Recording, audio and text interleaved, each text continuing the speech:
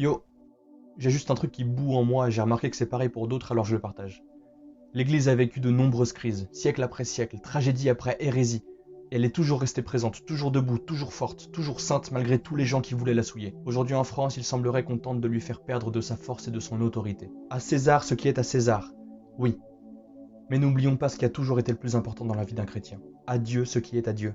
Il n'y a plus le temps de nous laisser nous désolidariser. Quand une communauté, quand l'Église est menacée directement par les meurtres à Lyon ou à Nice, ou indirectement par le reconfinement, l'individualisation ou la virtualisation de tout, l'urgence est de la garder unie, soudée et forte, dans le dialogue œcuménique, évidemment, nécessairement. Mais l'Église n'a pas le droit de se laisser dissoudre. C'est même une occasion privilégiée pour rappeler en son sein tous les gens qui s'en sont éloignés. Je crois qu'on doit faire entendre parler de nous. Parce que l'obéissance, oui. L'humilité, obligatoirement. Mais la servilité, sûrement pas. Il nous faut la messe. Je répète, il nous faut la messe.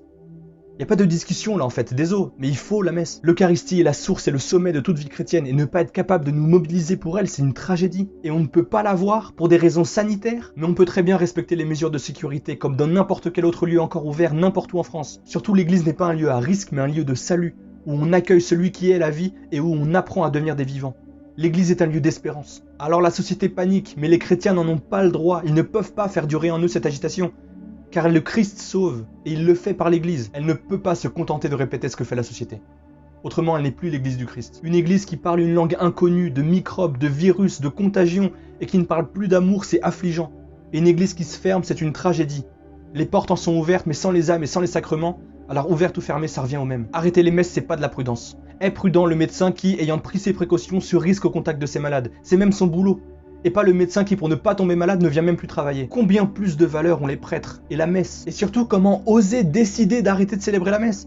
C'est Dieu qui veut se donner, c'est Dieu qui se donne. C'est pas les hommes qui le distribuent comme ça à quelques initiés. Et agir comme ça, c'est nier la vérité et la puissance de l'Eucharistie. Maintenant, deux choses. Soit on se laisse aller à la mort spirituelle, la mort, et on oublie qui on est, d'où on vient et pour qui on vit.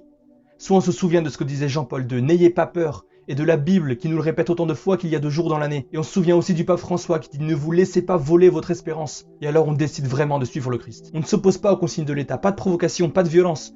Elles sont applicables dans les églises comme dans n'importe quel autre secteur d'activité resté ouvert. Mais je crois qu'on devrait dire il y aura la messe, point. C'est un fait et c'est non négociable. Maintenant, comment on fait avec? Plus de messes avec moins de gens, l'autorisation de se déplacer uniquement dans l'église la plus proche du domicile? Ça semble être la meilleure solution pour tout concilier. Et l'église a le pouvoir de faire ça. L'État peut l'accepter et doit l'accepter. L'église est universelle, unique et éternelle. Comment se permettre de l'attacher comme ça en laisse? J'ai cette image un peu maladroite mais que je trouve pertinente. Il y a l'âme et le corps. L'église et l'État. On peut voir la séparation de l'église et de l'État, non pas comme l'État ne subissant plus l'influence de l'église, mais comme l'église ne subissant plus l'influence de l'État. Et chez un être humain, c'est toujours l'âme la première. C'est toujours l'âme qui fait vivre, concrètement vivre. Sans l'âme, le corps n'est rien. Alors pourquoi, dans nos vies comme dans la crise, c'est toujours l'âme qu'on laisse de côté? On n'a juste pas le droit d'arrêter la messe en fait.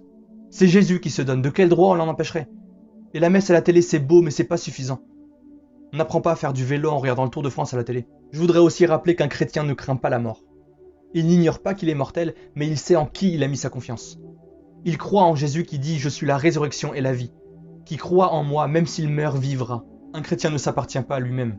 Sa vie est donnée, car il suit Jésus qui dit « Celui qui veut sauver sa vie la perdra, et celui qui perdra sa vie à cause de moi et de l'Évangile la sauvera. » Il ne s'expose certes pas n'importe comment, mais il ne cherche pas non plus à se préserver.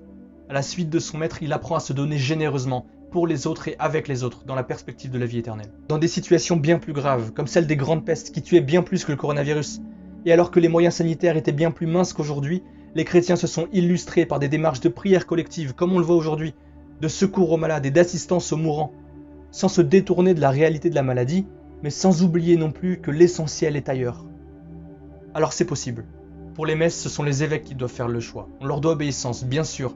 C'est eux d'abord qui gardent l'unité de la foi et de l'Église. Et dans ce respect, je partage ce message. Il faut le faire ensemble. N'oublions pas que notre liberté vient de Dieu. Ne la laissons pas enfermer par des gens qui ne le connaissent pas. Si t'es d'accord, partage à fond.